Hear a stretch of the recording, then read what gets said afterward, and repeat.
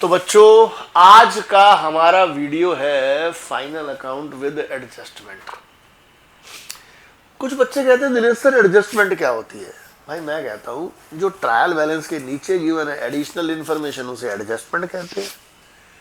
बच्चों trial balance की item ना एक इफेक्ट ऑलरेडी उसका हो चुका है, इसलिए ट्रायल बैलेंस की जितनी भी आइटम है वो एक जगह आती है।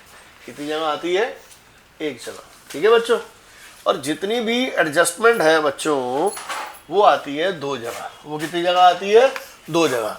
देखो adjustment means information given outside the trial balance. ठीक है। नो इफेक्ट येट टेकन, जितनी भी चीजें एडजस्टमेंट में उसका अभी तक एक भी इफेक्ट नहीं हुआ। So every adjustment would appear on two sides. All item of trial balance have one effect. ये ध्यान रखना ट्रायल बैलेंस में एक्चुअली पेड या एक्चुअली रिसीव्ड आइटम आती है। अगर रेंट डेबिट में गिवन है तो इसका मतलब इतना पे किया, क्रेडिट में गिवन है तो इसका मतलब इतना रिसीव हुआ। लेकिन हमारा हिंदुस्तान क्या सारे वर्ल्ड में एक्यूरल बेसिस पर अकाउंट्स बनाते हैं, और एक्यूरल बेसिस कहता है ट्रेडिंग पीरियड में पूरे साल का खर्चा या पूरे साल की इनकम आती है। ये हम आगे बढ़ते हैं तो बताते हैं। क्लोजिंग स्टॉक अकाउंटिंग स्टैंडर्ड 2 कहता है closing stock is value at cost और नेट रियलाइजेबल वैल्यू। यही एक थोड़ा सा बच्चों को डाउट होता है, दिनेश सर हम तो इसे मार्केट प्राइस बोलते हैं। देखो सर अगर किसी सीए के बच्चे को कह दिया ना मार्केट प्राइस तो वही नंबर कट जाएंगे आपके। There is a difference between net realisable value and market price. Market price मान लो मेरा मार्केट में एक सामान बिकता है 100 रुपए का, लेकिन उसको बेचने के लिए मुझे 2 रुपए सेलिंग कमीशन देनी पड़ती है, तो मुझे तो 98 प्राप्त हुए ना। तो मार्केट प्राइस है 100 और नेट रियलाइजेबल वैल्यू है 98। ध्यान रखना इसमें आता है कॉस्ट और net realisable value whichever is less as per chapter 3 prudence और कंजर्वेटिज्म प्रिंसिपल। ठीक है। तो क्लोजिंग स्टॉक कहाँ कहाँ आता है? क्लोजिंग स्टॉक या तो ट्रेडिंग की क्रेडिट में आएगा या बैलेंस शीट की असेट यानी और बैलेंस शीट की असेट्स में आएगा। इसके साथ दूसरी एडजस्टमेंट है एडजस्टेड परचेजेस। क्या है? Adjusted purchases. देखो एडजस्टेड परचेज का मतलब होता है opening stock plus purchase minus closing. आप सबको पता है ट्रेडिंग अकाउंट में opening stock, purchases, closing stock आता है। अगर क्वेश्चन में एडजस्टेड परचेजेस गिवन है, ठीक है, तो इसके अंदर ओपनिंग स्टॉक तो ऑलरेडी आ गया, नहीं दिखाऊंगा। क्लोजिंग स्टॉक ऑलरेडी माइनस हो गया, नहीं दिखाऊंगा।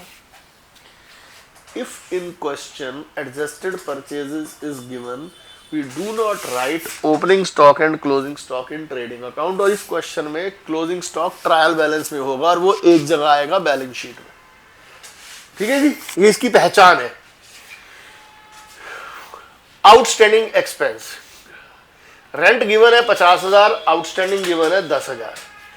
50,000 पेड है, क्या है ये? पेड। 10,000 रह गया। ठीक है।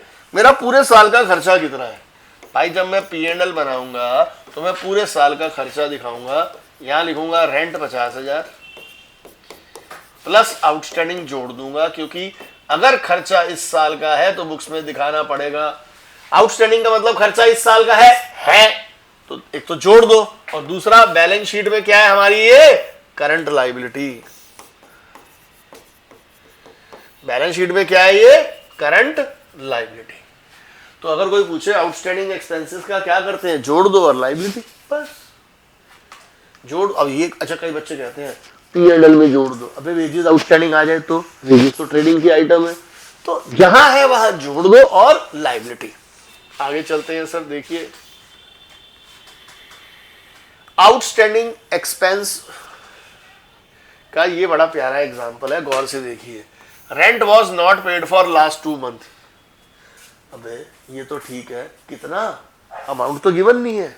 हमारे साल में महीने होते हैं 12, 2 का पे नहीं किया तो कितने का पे किया? 10 का। और ट्रायल बैलेंस में जो अमाउंट गिवन होता है वो पेड होता है। यानी ये जो 40,000 रुपए है ये 10 महीने का है, तो एक महीने का कितना हो गया? 4,000। तो आउटस्टैंडिंग कितना हो गया? 4,000 इंटू 2 8,000 रुपए। आउटस्टैंडिंग कितना हो गया? 4,000 इंटू 2 8,000 रुपए। अब आता है प्रीपेड। प्रीपेड का मतलब खर्चा इस साल का नहीं है। प्रीपेड का मतलब खर्चा इस साल का नहीं है। मैंने 10 पे किया जिसमें से 500 नेक्स्ट ईयर का है, तो इस साल का नहीं है तो माइनस कर दो। मैं पीएनएल बनाऊंगा तो पीएनएल में 10,000 में से माइनस कर दूंगा। अच्छा, दूसरा, अगर मैंने किसी को एडवांस पे किया तो मेरी क्या है, असेट्स है। क्या है, मेरी असेट्स है। इसमें सर ये बड़ा प्यारा क्वेश्चन है सर, ये हमें खुद बड़ा लेट समझ आया था। रेंट है 20,000 और पे करा है 30/6 तक का। कब तक का पे किया है, 30/6 तक का। साल खत्म होता है मार्च में 30/6, चौथा महीना, पांचवा महीना, छठा महीना, अप्रैल मई जून, 3 महीने का फालतू पे किया। ठीक है भाई, कितना सर, पहले मैं 12 महीने का पे करूंगा, फिर मैं 3 महीने का पे करूंगा, तो ये जो 20,000 रुपए है ये कितने महीने का है, 15 का, 3 का कितना हुआ, 3 5 4,000 प्रीपेड है। ठीक है सर। अब यही चीज अगर इंश्योरेंस में आए तो, किसमें आए, इंश्योरेंस में। इंश्योरेंस 20,000 है, 30/6 सर सब कुछ सेम है, आपने दोबारा लिख दिया ये तो नहीं मेरे भाई। कभी अपने पापा से पूछना, मेडिक्लेम या कार इंश्योरेंस या लाइफ इंश्योरेंस 1 साल का पे करते हैं या कभी 13 महीने का भी पे किया है। सर रेंट में 12, सवा 12, पौने 12, 11 महीने 5 दिन, सर कुछ भी पे कर सकता हूँ। इंश्योरेंस मेडिक्लेम जितना एग्जैक्ट अमाउंट आता है ईयरली होता है उतना ही पे होता है। यानी this 20,000 belongs to 12 months. How much is of 3 months, 3 4 ये आ गया 5,000 प्रीपेड। तो एक चीज, एक लैंग्वेज इंश्योरेंस के लिए डिफरेंट है और बाकी अदर कॉन्सेप्ट्स के लिए डिफरेंट है। ये ध्यान रखना सर, बड़ी इंपॉर्टेंट है सर। अब आता है एक्रूड इनकम। बहुत सिंपल है सर। अब इनकम है तो क्रेडिट में आना जरूरी है भाई। कमीशन क्रेडिट में कितनी है, 70,000 भाई। एक्रूड कितनी है, 10,000। 70 मिल गई, 10 रहेगी, पूरे साल की इनकम कितनी होगी, 80,000। पीएनएल की क्रेडिट में आ जाएगा 80,000 और बैलेंस शीट की एसेट्स में आ जाएगा 10,000 रुपये। एडवांस इनकम, एडवांस इनकम का मतलब क्या होता है, इस साल की नहीं है, मुझे 70,000 मिला, इसमें से 10,000 एडवांस है। ठीक है जी, तो भाई 70 में से 10 एडवांस है तो हटा दो एडवांस। इस साल का कितना हो गया, 60,000 रुपये। इस साल का कितना हो गया, 60,000 रुपये। ये देखो 70 में से 10 माइनस कर दिया 60, और 10,000 जो एडवांस दिया हमारी लाइबिलिटी है। क्या है, हमारी लाइबिलिटी है। क्या दिक्कत है सर इसमें। डेप्रीसिएशन, सर 1 लाख रुपए की मशीनरी है, थोड़ा गलत दे दिया ये इन्होंने सर। ठीक है, तो डेप्रीसिएशन एक तो पीएनएल में आएगा 1 लाख का 10% 10,000। दूसरा बैलेंस शीट में मशीनरी में माइनस हो जाएगा 1 लाख माइनस 10,000। ठीक है जी, हमारी जनरल एंट्री भी तो यही कहती है, डेप्रीसिएशन टू मशीनरी। क्या कहती है, डेप्रीसिएशन टू मशीनरी। ठीक है जी, एक इधर 10,000 आ गया और एक इसमें से माइनस हो गया। ठीक है बच्चों, इसमें सर 2-3 पॉइंट्स बड़े प्यारे प्यारे हैं, जरा गौर से देखो।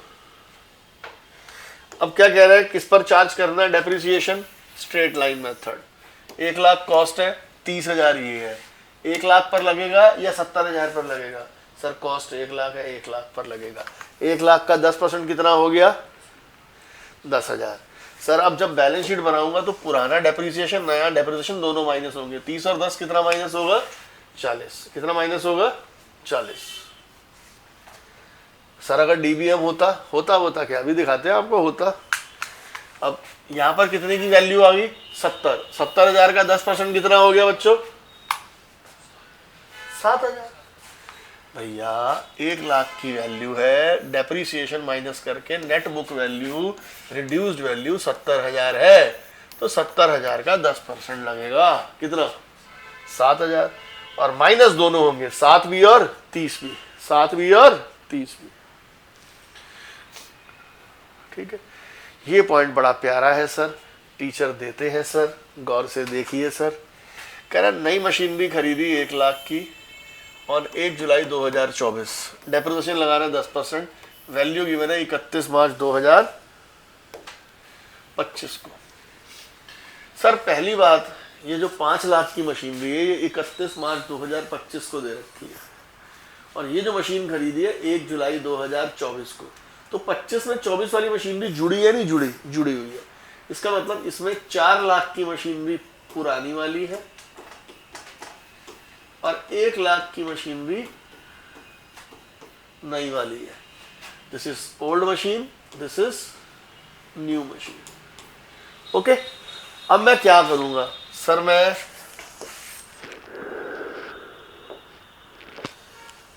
4 लाख पुरानी मशीन पर 10% डेप्रिसिएशन लगाऊंगा 40,000, और 1 लाख वाली जुलाई में खरीदी है तो जुलाई से मार्च 9 महीने होते हैं, उस पर 9 महीने का डेप्रिसिएशन लगाऊंगा 7.5, ये आ गया 47,500। क्या आ गया? 47,500। This is very good point बच्चों, ध्यान से सुनना, ठीक है। इंटरेस्ट ऑन कैपिटल बहुत सिंपल है सर, प्लीज। 1 लाख रुपए की कैपिटल है, 10% इंटरेस्ट है। इंटरेस्ट ऑन कैपिटल खर्चा होता है। अब आप खुद एंट्री करते हो interest on capital debit to capital, तो इंटरेस्ट ऑन कैपिटल P&L की किस साइड आएगा? डेबिट में। किस साइड आएगा? डेबिट। पर कैपिटल में प्लस हो जाता है, कैपिटल में प्लस हो जाता है। इंटरेस्ट ऑन ड्राइंग इनकम है, P&L की किस साइड आएगा? क्रेडिट में। देखो इतना बड़ा बड़ा दिया है, और कैपिटल में क्या हो जाएगा? माइनस। इंटरेस्ट ऑन लोन, देखो जी इंटरेस्ट ऑन लोन डिपेंड करता है लोन ले रखा है या दे रखा है। अगर लोन टेकन है तो इंटरेस्ट पे करेंगे, खर्चा डेबिट में, और हमारी लायबिलिटी। अगर लोन दे रखा है तो इंटरेस्ट इनकम है, P&L की क्रेडिट में, और असेट्स में प्लस। सर जी सबसे बढ़िया एडजस्टमेंट आती है bad debt and provision for bad debt की, ठीक है। डेटर्स कितने टाइप के होते हैं? गुड, ये गुड्स नहीं है, गुड। गुड का मतलब पक्का दे देगा, बैड का मतलब पक्का नहीं देगा, डाउटफुल शायद देगा, शायद नहीं देगा। प्रोविजन हमेशा इस पर लगाया जाता है, प्रोविजन हमेशा डाउटफुल पर लगाया जाता है। Provision is always created on doubtful debtor, ठीक है जी। ये ट्रायल बैलेंस है, डेटर बैड डेट में आपको पहले क्वेश्चन आ जाए फिर मैं पूरा बताता हूँ सर, ठीक है जी।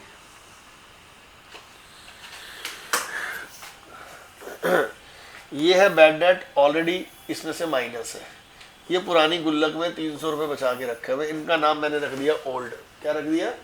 Old. Old bad debt, old provision. अभी अभी सूचना प्राप्त हुई एडजस्टमेंट में कि 1000 रुपये डूबा है, इसे लिख दिया न्यू बैड डेट। और कह रहा है प्रोविजन फॉर बैड डेट बचा रहे हैं 10%, इसे मैंने बोल दिया न्यू प्रोविजन। तो 4 नाम हो गए, old bad debt, old bad provision, new bad debt, new provision. देखो डेटर्स कितने थे सर? डेटर थे 10,000, अभी अभी 1000 डूबा है। पहले मैं बनाऊंगा बैलेंस शीट। क्या बनाऊंगा? Balance sheet. डेटर 10,000 है, ठीक है जी। अभी अभी कितना डूबा है सर? 500 रुपये ये माइनस करने हैं, इसको माइनस नहीं करेंगे क्योंकि इसमें से ऑलरेडी माइनस है। बैलेंस शीट में सिर्फ नई नई चीजें आएंगी। न्यू बैड डेट 1000 अभी अभी डूबा है, तो डेटर्स कितने रह गए? 9,000। कितने रह गए? 9,000। कोई मुझसे पूछे दिनेश सर आपको किस पर शक है? सब पर शक है, मतलब सब गंदे आदमी, सब पर शक की निगाहें से देख रहा हूँ। तो मेरे डाउटफुल डेटा है 9,000। कह रहे डेटर्स पर प्रोविजन क्रिएट करो, तो मैंने न्यू प्रोविजन क्रिएट करना है। कितना? 10%, 900। मान लो इसी में मैं ऐड कर दूं तीसरे नंबर पर प्रोविजन फॉर डिस्काउंट 2%, मान लो तो वो इस पर लगेगा, वो लगता है गुड डेटर्स पर। प्रोविजन फॉर डिस्काउंट 162, इस पर लग गया 2%। आपने एक चीज गौर करी, बैलेंस शीट में कोई पुरानी आइटम आई या नहीं आई? बोलो। नहीं। सिर्फ कौन सी आइटम आई? नहीं। पहले क्या माइनस किया? New bad. फिर क्या माइनस किया? New provision. फिर क्या माइनस किया? Provision for discount. ठीक है जी। अब बनाते हैं P&L। क्या बनाते हैं? P&L। ठीक है, देखो मैं इसको गाने में बनाऊंगा। साल के शुरू में मेरा कितना डूबा था?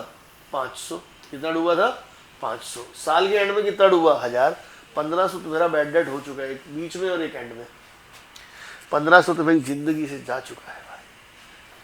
अगले साल 900 रुपए और डूबने के चांसेस है। न्यू प्रोविजन का मतलब नेक्स्ट ईयर डूब जाएगा। 1500 डूब चुका है, 900 अगले साल डूब जाएगा। दोबारा से 500 साल के बीच में डूबा, 1000 साल के एंड में डूबा, 1500 डूब चुका है, 900 अगले साल डूब जाएगा। 1500 और 900 कितना डूब जाएगा 2400। ठीक है जी, ये मेरे घाटे हैं सर। ओल्ड बैड डेट कितने 500 घाटा, न्यू बैड डेट कितना 1000 घाटा, न्यू प्रोविजन अगले साल का घाटा।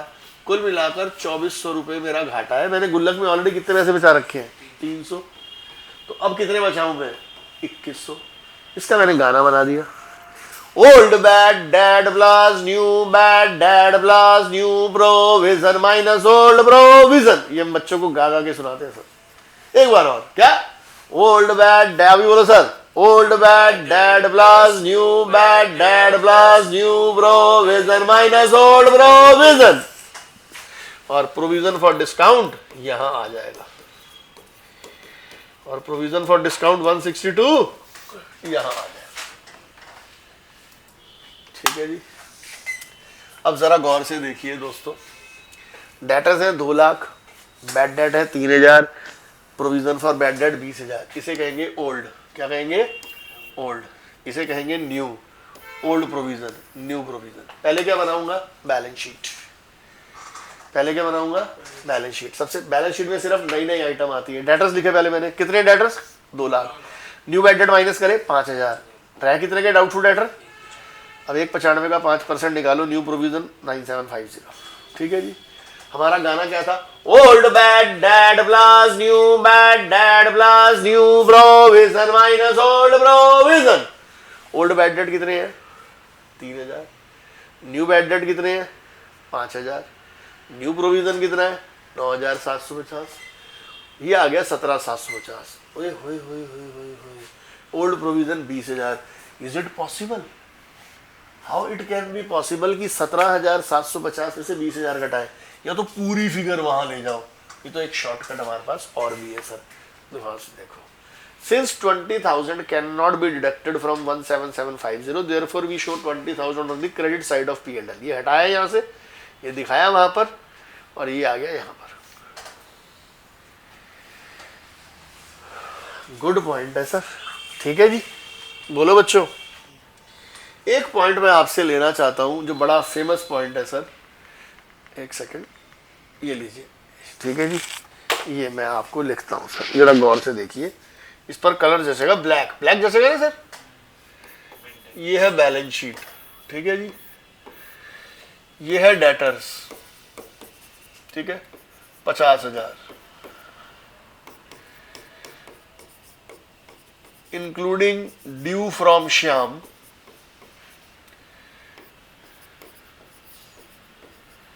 6,000। ठीक है सर, ये है adjustment, half of Shyam bill is irrecoverable, provision for bad debt 10%। Black से अच्छा व्हाइट नहीं जचेगा इस पे, व्हाइट करके देखें एक बार। बैलेंस शीट नहीं, ब्लैक जच रहा है व्हाइट जच रहा है, ब्लैक। चलो ब्लैक, रेड भी करा सकते हैं। डेटर्स कितने हैं 50,000। अभी कितना डूबा है, half the amount of Shyam bill is irrecoverable. 6,000 का आधा 3,000। ठीक है जी, अब हर बच्चे को लगता है पर है नहीं कि न्यू प्रोविजन लगाएंगे 47,000 का 10% 4,700। यही वो गलत कर जाते हैं, और ये क्वेश्चन पेपर में बहुत बार, मैं तो बहुत बार देखा है। बस सर अभी हम इसके बाद ना इसका ये वन शॉट रिवीजन 1 है, इसके बाद इसका 2 भी बनेगा, इसके अंदर हम बैड डेट अकाउंट और प्रोविजन फॉर बैड डेट और बड़े क्वेश्चन सॉल्व भी करवाएंगे आपको। गौर से देखना सर, ये तो तरीका समझ नहीं आया सर। 40 प्रोविजन लगता है डाउटफुल डेटर्स पर। सर कह रहा है श्याम से आधा पैसा नहीं मिलेगा, हाफ नहीं मिलेगा, तो इसका दूसरा मतलब है हाफ पक्का मिलेगा। याद है आप जर्नल में एंट्री करते थे 50 ही Shyam became insolvent and his official assignee declare a first and final composition of 40 पैसा इन रुपी। तो 40 पैसा मिलेगा तो 60 पैसा नहीं मिलेगा, 60 पैसा नहीं मिलेगा तो 40 पैसा मिलेगा। तो कह रहा है आधा नहीं मिलेगा, तो दूसरी बात आधा पक्का मिलेगा। इसका मतलब है मुझे इस आदमी पर शक खत्म हो गया, इसका आधा पैसा गुड है आधा पैसा बैड है। तो मेरे लिए डाउटफुल डेटर कितने हैं, 50 में से पूरा 6 माइनस करो 44, तो 44,000 का 10% 4400 लगेगा। यहां बच्चे गड़बड़ करते हैं। सर मैं ऐसे टुच्चे टुच्चे वीडियोस नहीं बना सकता जिसमें सिंपल सिंपल 2-4 बातें लिखूं। मैं सर पूरा लेवल लेकर जाऊंगा। हाँ जी बच्चों, अब manager commission is calculated on net profit. In case of loss no commission will be given. अगर बिफोर चार्जिंग है तो फॉर्मूला है रेट अपॉन 100 और आफ्टर चार्जिंग है तो फॉर्मूला है रेट अपॉन 100 प्लस रेट। जैसे नेट प्रॉफिट बिफोर कमीशन 2,20,000 है, कह रहा है मैनेजर को कमीशन देनी है बिफोर है, सीधा फॉर्मूला क्या लगेगा 10/100। 1 मार्कर में तो जरूर आएगा सर ये क्वेश्चन, बड़े में भी आ सकता है। फिर क्या आया, net profit before commission 2,20, manager commission देनी है 10% after charging commission. After charging का फॉर्मूला क्या होगा 10/110, 10/110। ये 1 मार्कर में आने के बहुत ज्यादा चांसेस है, ठीक है। Goods distributed as free sample. अब आप क्या एंट्री करोगे मुझे बताओ। आप फ्री सैंपल अगर बांट रहे हो तो क्या एंट्री करोगे, एडवर्टीजमेंट टू परचेजेस। इसका मतलब है एक तो देखो सर कभी भी माल बाहर जाए ना, एक तो परचेज में से माइनस कर दो, सोचने की जरूरत नहीं है। और एडवर्टीजमेंट खर्चा है P&L की डेबिट में, 2 जगह आ गया बस ये। Goods taken for personal use, एक तो परचेज में से माइनस, और ड्राइंग्स है तो कैपिटल में से माइनस। गुड्स दिए स्टाफ को पर्सनल वेलफेयर के लिए दिए, सामान जा रहा है परचेज में से माइनस, और वेलफेयर के लिए तो P&L की डेबिट में। सर कोई भी एंट्री, गुड्स परचेज की एंट्री दिखाना भूल गया, उधार खरीदे, परचेज में जोड़ दो क्रेडिटर में जोड़ दो। गुड्स उधार बेचे दिखाना भूल गया, डेटर में जोड़ दो सेल्स में जोड़ दो। रेंट पे किया रवि को, मैंने रेंट के बदले रवि को डेबिट कर दिया, रवि को हटा दो रेंट में दिखा दो। मैंने खरीदी मशीनरी, मैंने परचेज में दिखा दिया, तो परचेज में से हटा दो मशीनरी में दिखा दो। ऐसी कोई भी एंट्री इसके अंदर यूज कर सकते हैं सर।